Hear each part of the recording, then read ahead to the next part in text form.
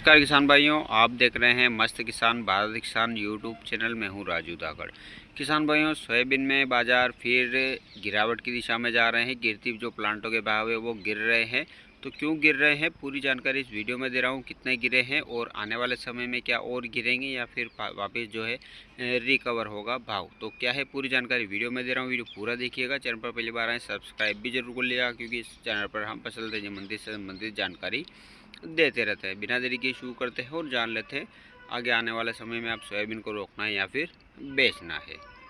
किसान और व्यापारी भाइयों, कल दोपहर को हमने अपने व्यापारी भाइयों को बता दिया था कि आज प्लांटों के रुझान को देखते हुए शाम तक बाजार टूटने के आसार नज़र आ रहे हैं और वही देखने को मिला।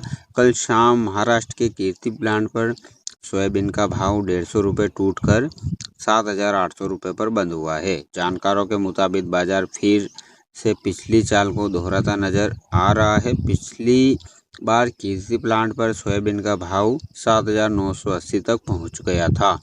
उसके बाद बाजार गिरते गिरते 7,200 पर आकर रुका था। हालांकि कल मंडियों में तेजी के साथ शुरुआत हुई थी, लेकिन प्लांट वालों की लेवाली कमजोर पड़ने से शाम तक गिरावट दर्ज की गई थी। मध्य प्रदेश के प्लांटों में कल शाम 75 से 100 रुपये तक की गिरावट दर्ज की गई है और भाव 7,100 से 7,200 के दायरे में आ गए हैं। सोयाबीन में तेजी के दो मेन रीजन मुख्य कारण है।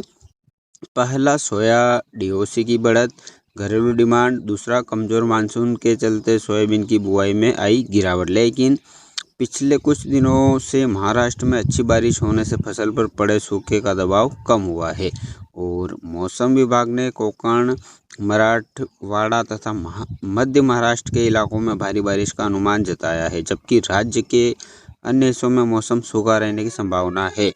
इसके अलावा गुजरात और राजस्थान के भी कुछ इलाकों में बारिश दर्ज की गई है और चूंकि बुआई का काम पहले ही देरी से चल रहा है, इसलिए अब सोयाबीन बाजार का पूरा रुख काफ़ी हद तक आगे के मौसम पर ही निर्भर करेगा। सोया डीओसी घरेलू डिमांड की बात करें तो कल महाराष्ट्र और मध्य प्रदेश लाइन के प्लांटों ने 500 से 1,000 रुपये प्रति टन तक बढ़ा दिए हैं। सोया डीओसी में सिर्फ घरेलू डिमांड का ही सहारा मिल रहा है। निर्यात मोर्चे पर भारतीय सोया डीओसी अन्य देशों के मुकाबले महंगी है, जिस वजह से खरीदार अन्य देशों से खरीदारी कर रहे हैं और ऊपर से मिडिल ईस्ट में युद्ध के चलते निर्यात करने में बाधाएं आ रही है। आगे की चाल पर बात करें तो फसल तेजी मंडी का मानना है कि घटती कीमत देख किसान हड़बड़ी में माल को निकाल सकते हैं, जिससे कीमतों में गिरावट और बढ़ सकती है। आगे की चाल पूरी तरह से मौसम और सोया डीओसी की डिमांड पर निर्भर करेगी। यदि अगस्त में भी वर्षा की कमी बनी रहती है और सोया डीओसी की मांग बढ़ती है तो सोयाबीन के भाव 8,000 रुपये के स्तर की तरफ फिर से बढ़ते नज़र आ सकते हैं। वहीं यदि मौसम अनुकूल रहता है तो तेज़ी सीमित रह सकती है और नई फसल की आवक शुरू होने के साथ सोयाबीन के भाव में उसके बाद तेज गिरावट देखने को मिल सकती है। फिलहाल कीर्ति प्लांट का पहला सपोर्ट प्राइस 7,700 का है, दूसरा 7,500 का है और तीसरा मजबूत सपोर्ट 7,250 का है। अगर कीर्ति प्लांट पर भाव 7,700 से नीचे जाता है तो गिरावट बढ़ सकती है।